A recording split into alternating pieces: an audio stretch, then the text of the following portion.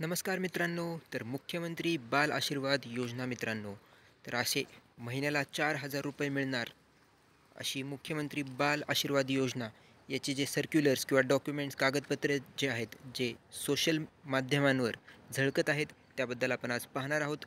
हा कसला प्रकार आहे? पालकांची सगळीकडे तारांबळ उठलेली आहे. तर दुसरी योजना काय आहे किंवा हे सविस्तर आपण पाहणार आहोत. व्हिडिओ शेवटपर्यंत नक्की बघा. चॅनलला सबस्क्राईब करायला विसरू नका. चला तर व्हिडिओला सुरुवात करूया.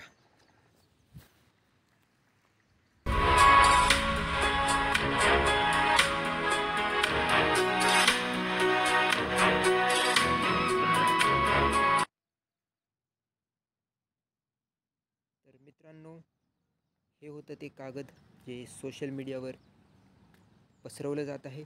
इयत्ता 5वी ते 12वीच्या विद्यार्थ्यांना सूचना, मुख्यमंत्री बाल आशीर्वाद योजना हे ते कागद होतं. त्यामध्ये लिहिलं होतं की प्रत्येकी 4,000 रुपये दरमहा मिळणार आहेत आणि त्यात काही कागदपत्रेही होते, जसे की बाळ आणि आईचे कागदपत्र, रेशन कार्ड, आधार कार्ड हे आपण बघत आहोत.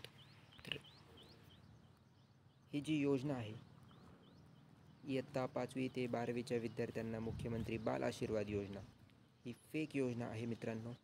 अशी कोणतीही योजना नाही. हे फक्त सोशल मीडियावर पसरवलं जात आहे. आपण त्याबद्दल लोकमत पेपरची बातमी देखील बघणार आहोत. मुख्यमंत्र्यांचा बाल आशीर्वाद निघाला खोटा. मुख्यमंत्र्यांचा बाल आशीर्वाद निघाला खोटा म्हणजेच ही जी योजना आहे ती खोटी आहे. तर हे कुठं घडलेलं आहे?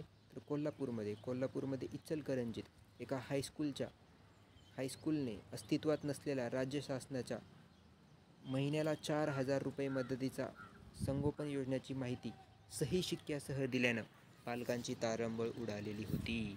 तर ही योजना खोटी आहे. तर ही मध्य प्रदेशची मुख्यमंत्री बाल आशीर्वाद योजना अशी आहे. तर आपण बघतोय महाराष्ट्रात अशी कोणतीही योजना नाही. एक दुसरी योजना आहे जी महाराष्ट्रात राबवली जात आहे. तर ती आहे क्रांतीज्योती सावित्रीबाई फुले बाल संगोपन योजना. पण ही योजना सर्वांसाठी नाही आहे मित्रांनो. तर आपण बघू शकतो क्रांतीज्योती सावित्रीबाई फुले योजना, जे की बाल संगोपन योजना आहे, ती वेगळीच योजना आहे. तर त्या योजनेमध्ये कोणासाठी लाभ मिळणार आहे?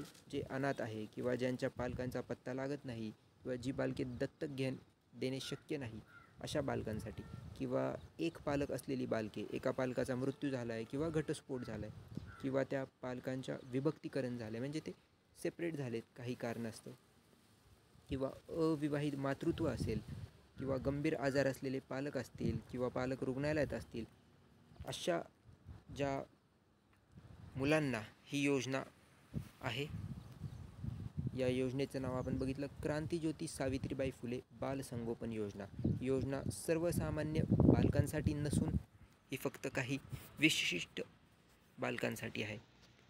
तर यामध्ये आपण बघू शकतोय अनाथ, निराधार आणि बेघर अशा संरक्षण व निवाऱ्याची गरज असलेल्या 0 ते 18 वयोगटातील मुलामुलींना संस्थेत दाखल करण्याऐवजी पर्यायी कुटुंब उपलब्ध करून देणे व संस्थेतील वातावरणाऐवजी कौटुंबिक वातावरण व त्यांचे संगोपन घडावे, याच्यासाठी ही योजना आहे.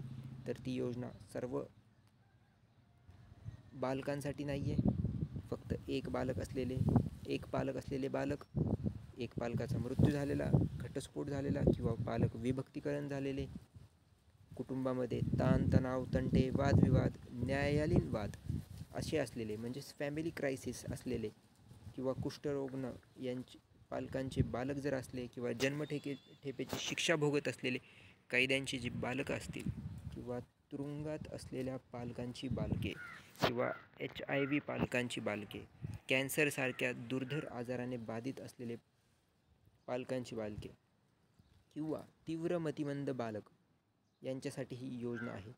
तर बाल संगोपन योजना अंतर्गत मिळणारा लाभ हा 1,100 रुपयेवरून 2,200 रुपये करण्यात आलेला आहे. तर आपण बघू शकतो ही योजना जी आपण सोशल माध्यमांवर फिरत होती, 4,000 रुपये दर महिना, तर ती योजना फेक आहे. त्याच्याऐवजी दुसरी योजना होती, ती आपण बघितली आहे.